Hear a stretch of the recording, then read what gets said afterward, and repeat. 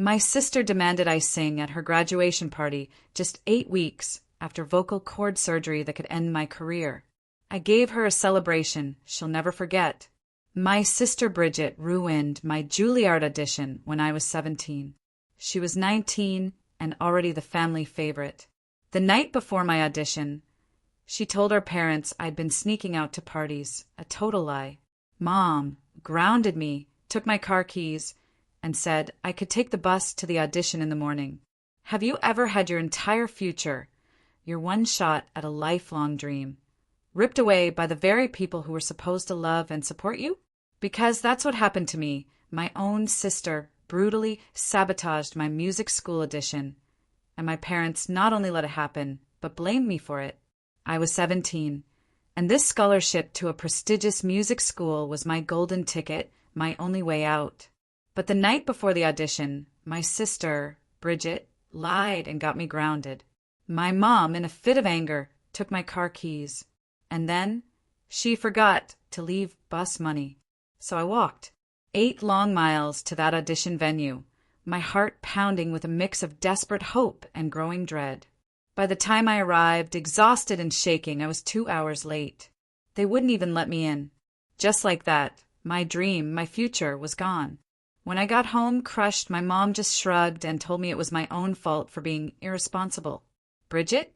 She just said maybe it was a sign I should pick a more practical career. Can you believe that? The audacity. But here's the thing about starting from the absolute bottom. You learn to fight for every single opportunity. I ended up at community college, working 3 jobs, anything to pay for voice lessons on the side. I spent 6 grueling years grinding, singing at weddings for a couple $100, recording demos in literally sketchy, cheap studios, teaching music to kids at the YMCA. Every single week, I uploaded covers to YouTube. Nothing fancy, just me and a keyboard in my tiny apartment. Most got maybe 100 views. But I kept going. What else was I going to do? Then it happened. One of those covers, a song I poured my soul into, went viral. For 1 million views in a month. My phone started ringing off the hook. A talent scout reached out. Suddenly, I wasn't just working 3 jobs. I was singing backup for actual touring artists. Then, I was doing my own small venues. Then bigger ones. Last year, I signed with a real label. A real label.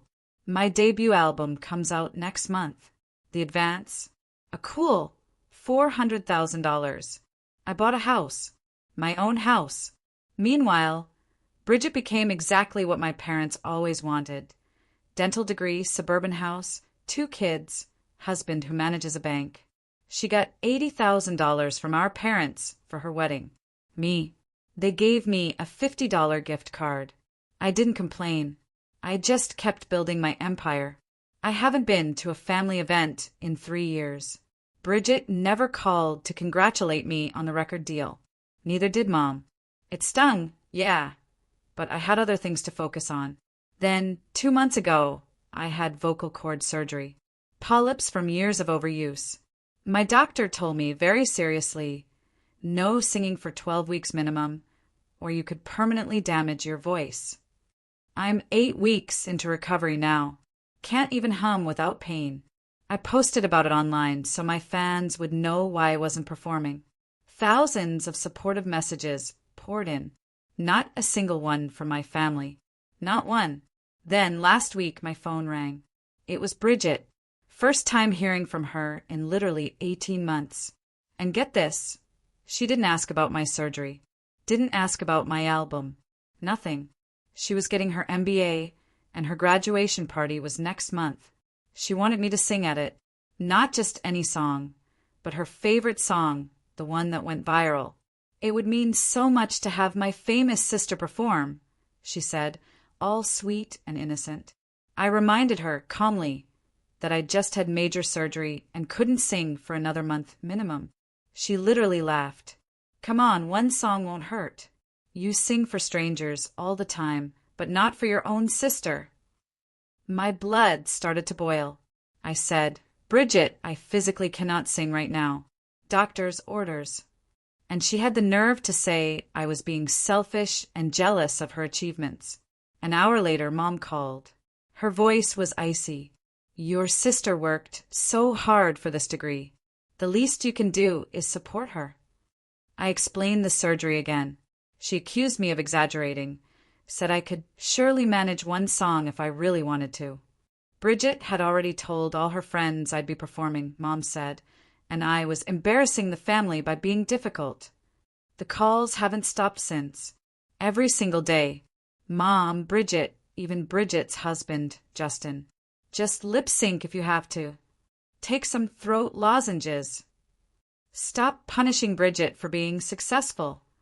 The entitlement was absolutely insane. They wanted me to risk my entire career, my voice, my livelihood, all for Bridget's party. The same sister who destroyed my chance at music school all those years ago. Yesterday, I'd finally had enough. I called my friend Luis, who's also my manager.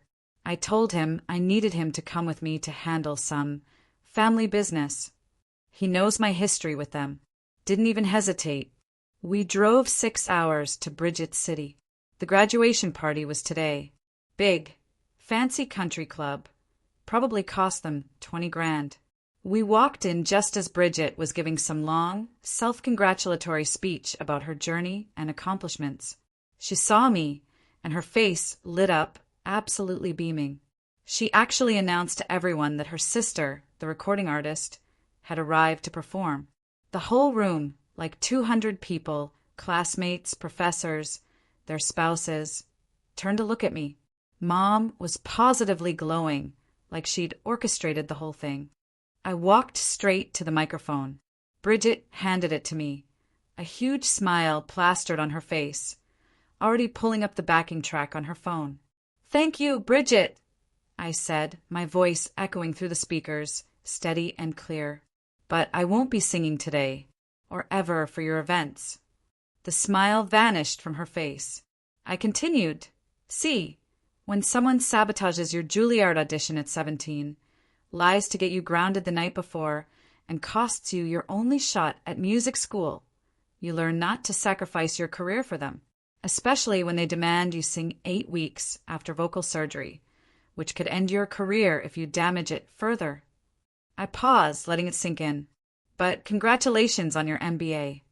The color drained from her face. Completely. Before I could even register it, Mom was on me. She walked right up and slapped me. Hard. The security guard immediately stepped between us before she could swing again. Luis, my amazing manager, grabbed my arm and gently pulled me back from the microphone. The entire country club went silent.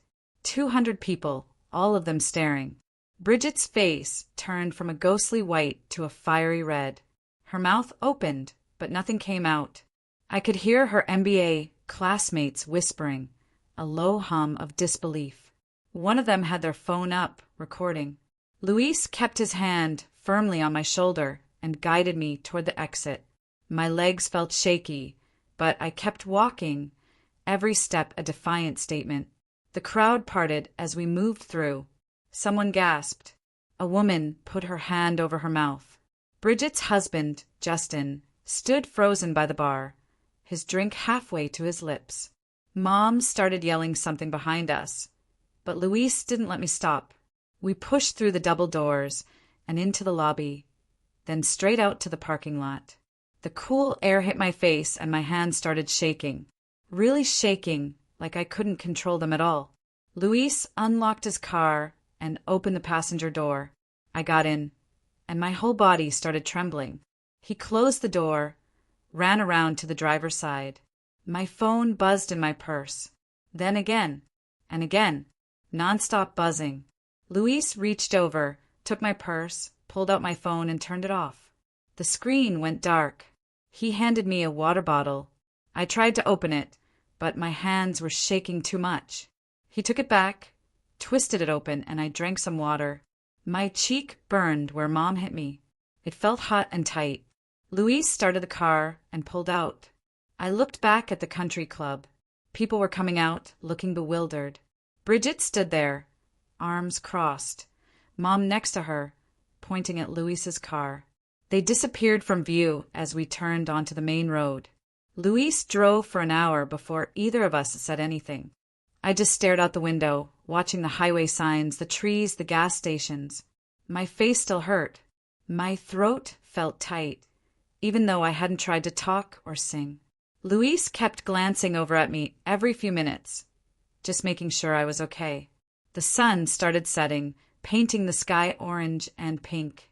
I thought about what I'd just done, standing up in front of all those people, telling them the truth about Bridget, about Mom. Years of staying quiet, taking it, and now everyone knew. Bridget's classmates knew. Her professors knew. Her husband's work friends knew. I spoke my truth after all this time. But my face hurt, and I could already imagine the calls, the texts, the voicemails. Mom screaming. Bridget calling me horrible names.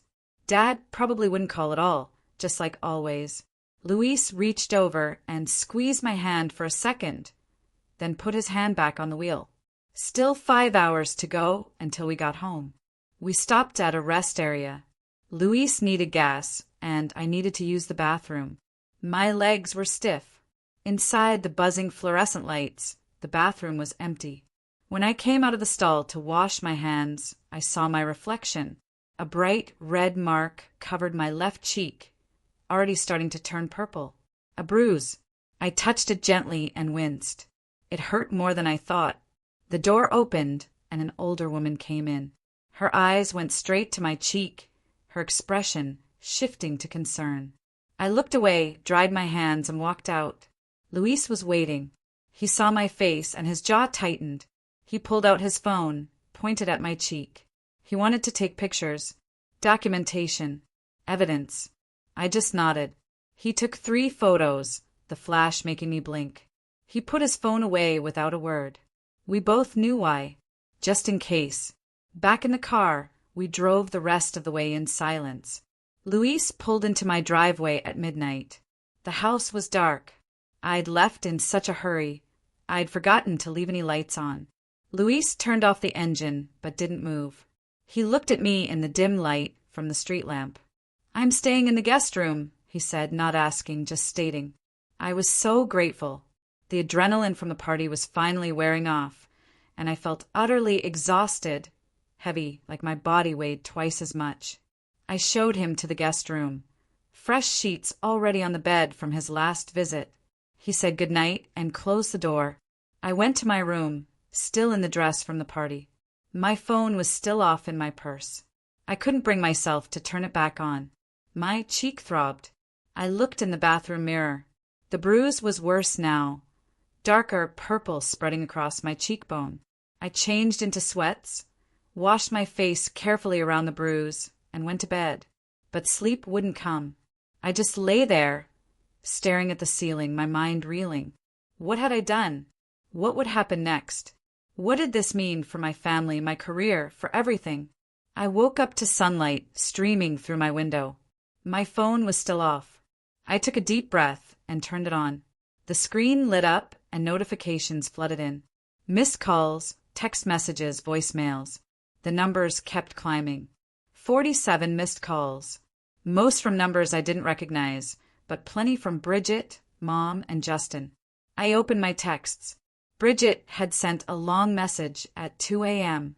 Every horrible name she could think of. Calling me jealous, bitter, pathetic.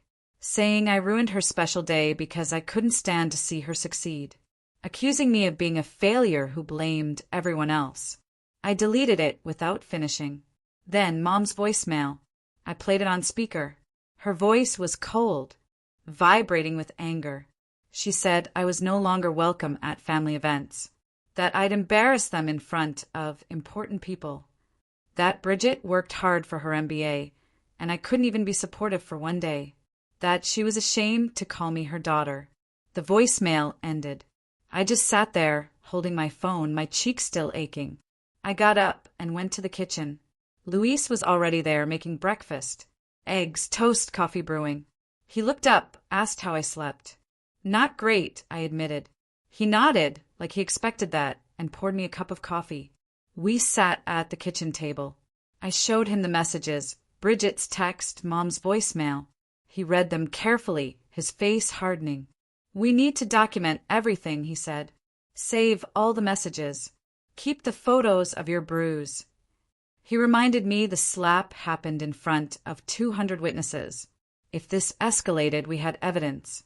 I wasn't sure I wanted to take legal action against my own mother, but Luis insisted we be prepared. We spent the next hour screenshotting, organizing files, creating a timeline. Luis was thorough, professional. That's why he's such a good manager. My phone rang at 9 a.m. Unknown number. I almost didn't answer, but Luis nodded. I picked up. A professional woman's voice. Natalia, my publicist. I'd forgotten the label assigned me one last month. We'd only talked once. "Have you seen what's happening online?" she asked. I said no.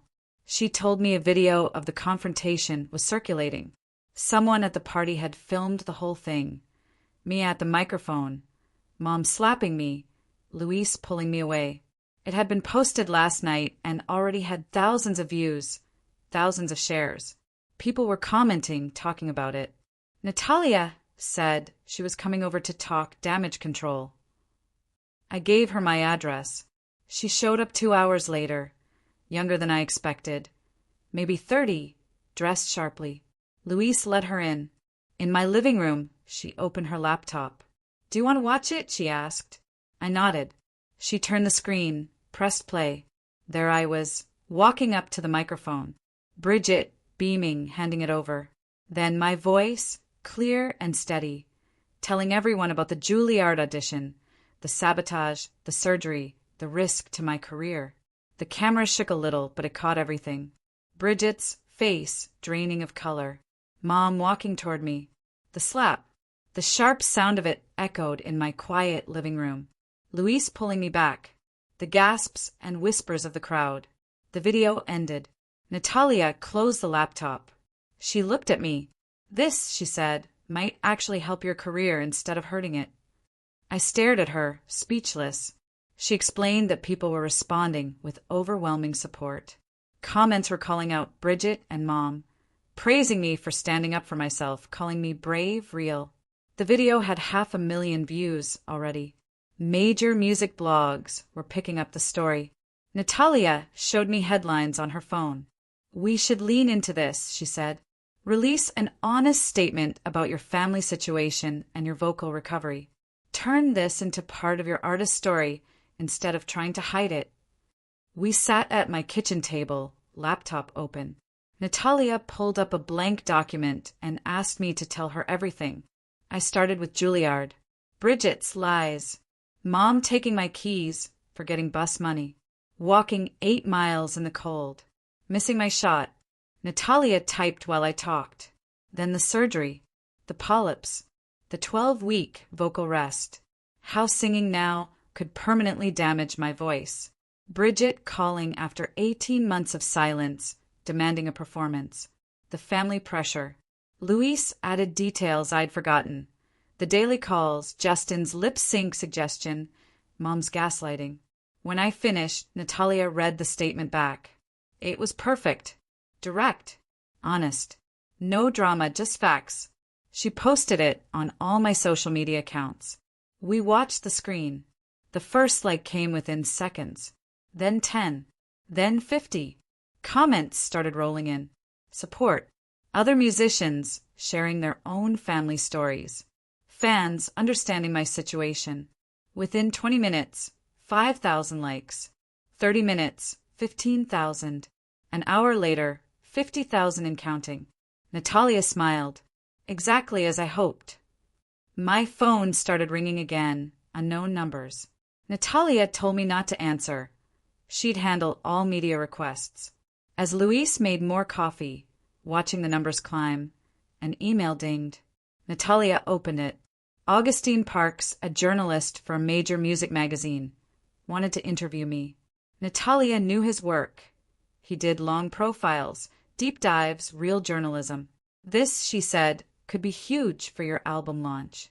Show people the journey from sabotaged audition to record deal. I agreed. She replied, setting up a phone interview for 2 days later. Then my phone rang again. This time, I recognized the number. Dad. I stared at the screen. Natalia nodded. I answered. His voice sounded different, quieter. He said he'd seen my post, read the whole thing. He wanted me to know he was sorry. Sorry for everything, for all the years of not standing up for me. I just listened.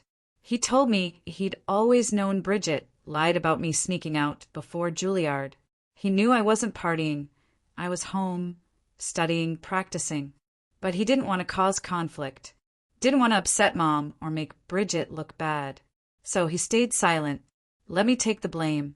Let me lose my scholarship. My throat felt tight, not from surgery, but from a surge of old anger.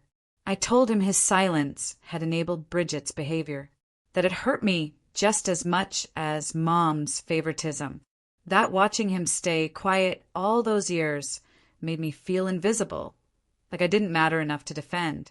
Dad was quiet on the other end. Then he asked if we could meet for coffee, just the two of us, to talk things through properly. I was surprised. Dad never asked to meet one-on-one. Maybe, I said. I'll think about it. He understood. The call ended. Luis squeezed my shoulder. Natalia left and Luis stayed. We ordered food, watched TV without really watching it, my mind still spinning. 2 days later, I did the phone interview with Augustine. It lasted 2 hours.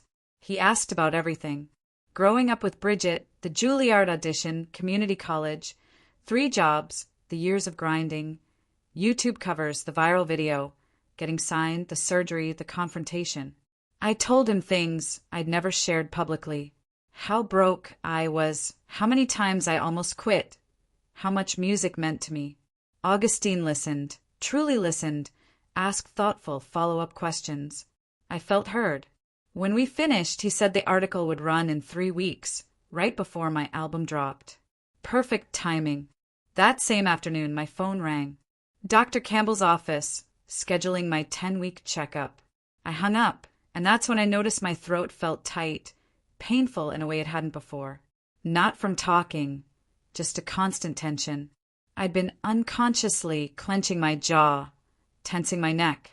The stress of everything was manifesting physically.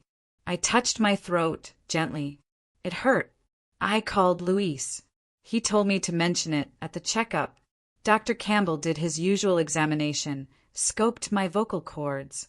Healing well, no complications, he said. But then he felt my neck and shoulders, watched me swallow. You're carrying a lot of tension, he observed. Physical stress can slow recovery.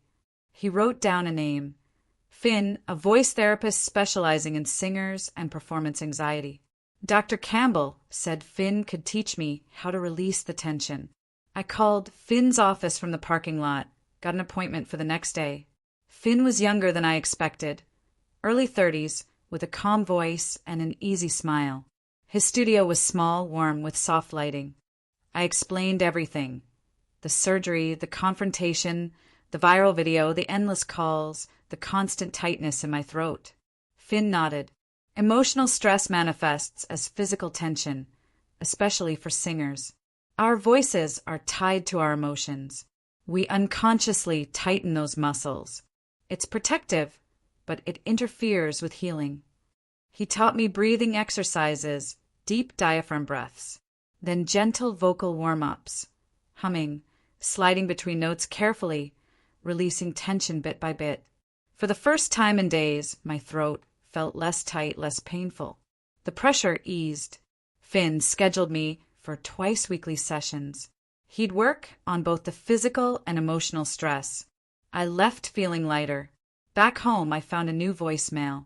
Justin, Bridget's husband. His voice was loud, seething with anger. He ranted for 2 minutes, every word dripping venom. I'd ruined Bridget's celebration, humiliated her, made her look bad. I was a selfish attention seeker. I played it for Luis. His jaw clenched. He wanted to call Justin back, defend me, but I stopped him. It'll only make it worse, I said. Give them more ammunition. He didn't like it, but he agreed. I deleted Justin's number. The next day, my phone blew up. The video hit 2 million views overnight. My social media was flooded. Reporters, journalists, TV producers. Everyone wanted to talk. Luis came over early with coffee. The video was everywhere. Entertainment blogs, music websites, even regular news sites. People shared it, commenting on toxic families, standing up for yourself. The support was overwhelming. Natalia called at 8 a.m., excited but controlled. Morning shows wanted me. Podcasts. Entertainment programs. We need to be smart about this, she said. Pick the right platform. Tell your story the right way. We spent 2 hours going through options. Some just wanted drama. Others, like Augustine Parks, who had reached out specifically, seemed genuinely interested in the real story. I'd read his work. He let people tell their stories without making them sound fake or dramatic. I told Natalia to set it up. Augustine called that afternoon. His voice was calm, professional. He wanted a full profile. My background, Juilliard, building my career from nothing, the surgery, the family situation, everything. He wanted 2 hours, maybe more.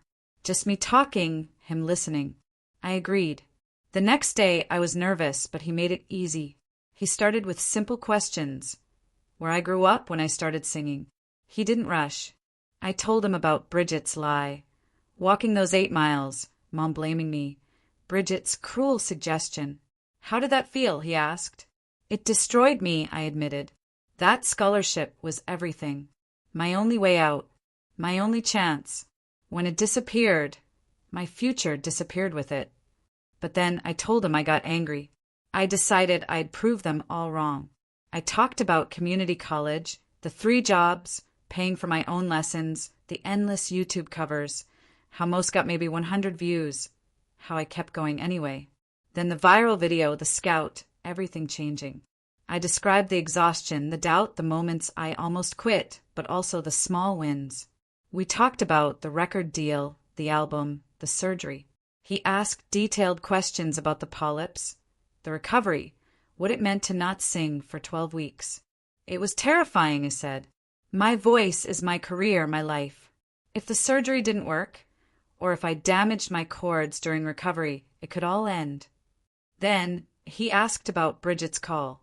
I walked him through every conversation, every guilt trip, every manipulation. Mom's exaggerating. Justin's throat lozenges, their complete disregard for my health. Why did you go to the party, he asked. Because I was done being silent, I told him. Done letting them treat me like I didn't matter. Done pretending their behavior was okay. Do you regret it, he asked. No, I said, not even a little bit. The interview lasted almost 3 hours. When we finished, I felt exhausted but good. Like I'd finally told the whole story to someone who cared about getting it right. A few days later, Dad texted. Asked if I'd meet him for coffee. Just us. I stared at that text for a long time. I wasn't sure I wanted to see him. Wasn't sure what he could possibly say. But I agreed. I picked a coffee shop halfway between our cities, neutral ground. When I walked in, he was already there, sitting at a corner table. He looked older, more tired. Gray hair, lines around his eyes. He stood up, gave me this awkward half-hug. We sat down, ordered coffee, and for a long moment neither of us spoke. Then Dad started. He said he was sorry, that he should have stood up for me years ago, that he took the easy path, going along with Mom, letting her favor Bridget, staying quiet when he knew things weren't fair. I just listened. He said watching that video had gutted him. Seeing me finally speak up, seeing Mom slap me, realizing how badly they'd all failed me. He admitted he'd always known Bridget lied about Juilliard. He knew I wasn't partying, I was home practicing. But he didn't say anything, because it would have caused a fight with Mom, made Bridget angry. So he let me take the fall, let me lose that audition, let my whole future change because speaking up was too hard. Then he said something that completely shocked me. He'd been helping pay for my voice lessons. Years ago, when I was at community college, working 3 jobs, I used to get checks in the mail from someone I thought was a distant aunt. Turns out it was Dad. He'd been sending me money for lessons without telling Mom, supporting my music in secret while publicly staying silent. I didn't know what to say. Part of me was grateful. He had helped when I desperately needed it. But another part was angry. Why hide it? Why not stand up for me openly? Why help in secret but let Mom and Bridget treat me like garbage in public? We talked for 3 hours. Dad explained Mom always favored Bridget because Bridget did everything the traditional way. College, dental school, marriage, kids. The life Mom wanted for both of us. When I chose music, Mom saw it as rejection, me being difficult, impractical. Dad said it wasn't fair, wasn't right, but that's how Mom saw it. And he went along with it because fighting Mom was exhausting. I asked him why he was telling me this now. He said he couldn't stay quiet anymore, couldn't watch me suffer and pretend everything was fine. He asked if there was any way to fix our relationship. I told him the truth. I appreciated the apology, appreciated knowing about the money. But one conversation didn't undo years of him letting Mom and Bridget hurt me.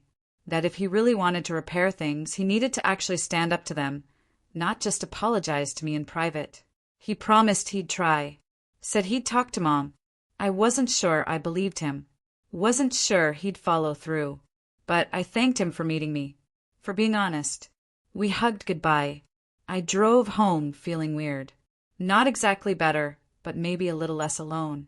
2 weeks later, Augustine's article came out. The headline read, "From Sabotage to Stardom: How One Artist Turned Family Betrayal into Fuel for Success." I read it 3 times. He had captured everything.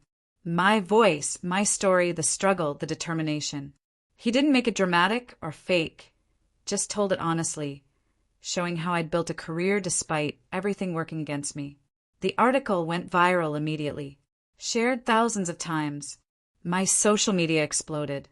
People commented on how inspiring it was, how they related to difficult family situations, how they admired me for not giving up. Within 48 hours, my album pre-orders jumped 300%. My label called ecstatic.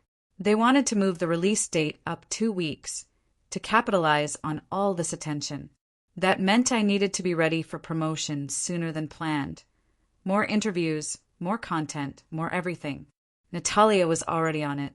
She booked me for a major morning show in 3 weeks, right after my 12-week vocal clearance appointment with Dr. Campbell. If he approved me, I could perform my single live on national television. The timing was perfect. Scary, but perfect. Then, Bridget posted a long rant on her social media, called me a liar, said I'd made up the Juilliard story for publicity, claimed our family had always supported my music career, that I was twisting things to make myself look like a victim, that she'd never sabotaged anything. The post was desperate, angry, full of lies that anyone who knew us could see through. But she posted it anyway, hoping to control the narrative, make herself look better. It backfired immediately. Within 3 hours, people started posting old screenshots. One showed Bridget commenting on my YouTube channel 4 years ago, saying my covers were amateur and embarrassing. Another was from her Facebook, where she told someone I was wasting my time with music and should get a real job. A guy who went to high school with us posted that he remembered Bridget bragging about getting me grounded before my Juilliard audition, laughing about it at a party. More people piled on. A girl from Bridget's dental school shared a story about Bridget stealing her research notes. Someone from her MBA program posted about Bridget throwing a classmate under the bus during a group project. The receipts kept coming. Screenshots, photos, detailed stories with dates and witnesses. Every hour brought new evidence that Bridget was exactly who I said she was. Her desperate post trying to call me a liar only made people dig deeper into her past. The comments on her original post turned brutal. Her attempt to control the story blew up in her face completely. By evening, someone had compiled all the evidence into a Twitter thread that went viral on its own. My phone buzzed with a voicemail around 8 p.m. Mom's voice came through. angry and shaky. She said I needed to make a public statement defending Bridget immediately, that I was tearing the family apart, destroying Bridget's reputation, that I needed to tell everyone I made it all up or exaggerated or misunderstood.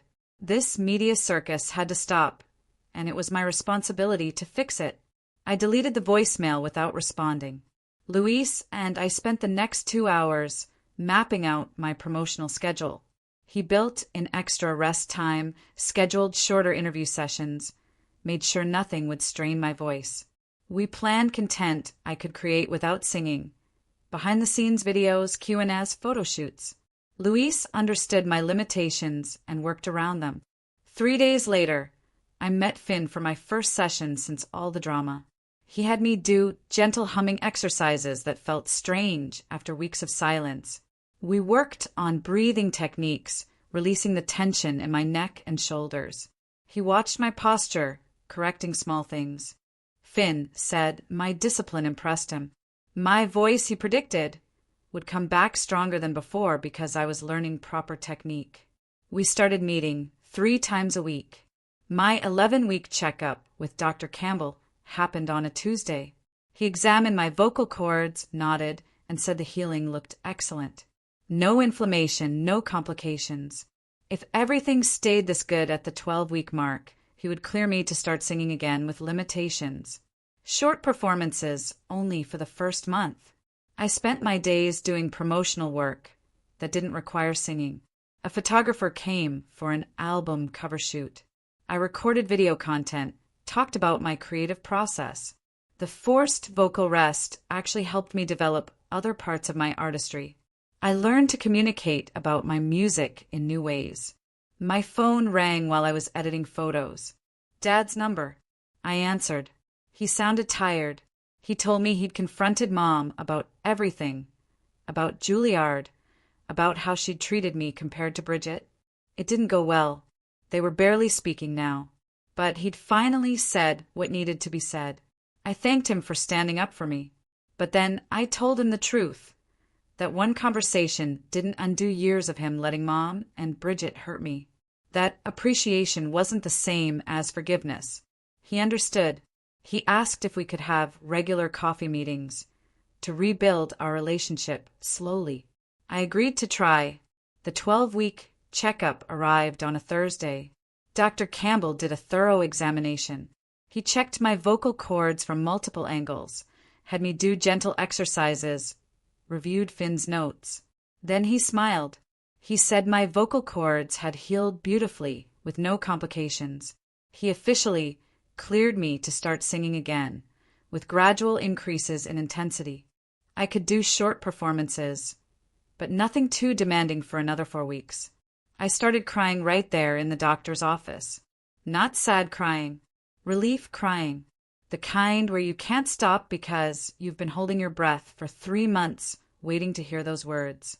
Luis stood up and hugged me while Dr. Campbell smiled and printed my clearance paperwork. My voice was coming back. I could sing again.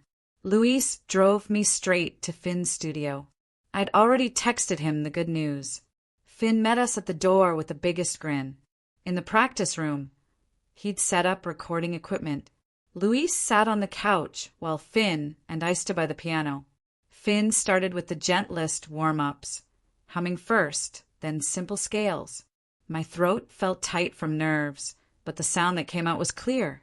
Different from before, but in a good way. Finn's eyes widened. We moved through harder exercises and my voice grew stronger. The surgery had removed the polyps that caused strain for years. The proper technique I'd learned during recovery gave me better control. My tone was clearer, richer than before the surgery. Finn recorded everything. He played it back. I barely recognized my own voice. It sounded professional, polished, like the voice of someone who'd actually made it. Luis was grinning. Finn kept saying he couldn't believe how good I sounded. We spent 2 hours in that studio, and by the end, I was singing actual songs. Short ones with careful breath control, but real songs with lyrics and emotion. Finn recorded video. It looked incredible. Natalia called while we watched the playback. I put her on speaker. She wanted to post the video immediately with a caption about resilience and healing. I agreed. She had it posted within 20 minutes. The response was immediate, overwhelming. Hundreds of comments, thousands of likes and shares. People crying watching me sing again. Other artists commenting with support. Fans sharing their own stories of overcoming setbacks. The video hit 100,000 views by that evening. Finn scheduled 3 extra sessions with me over the next week to build strength safely. The morning show performance was in 5 days. I practiced my single every day. My voice felt strong. I was more excited than nervous. This was the moment I'd been working toward. Dad called the day before the performance. He sounded uncomfortable. I knew something was wrong. He said Bridget had asked him to pass along a message. She wanted to apologize and talk. I stayed quiet.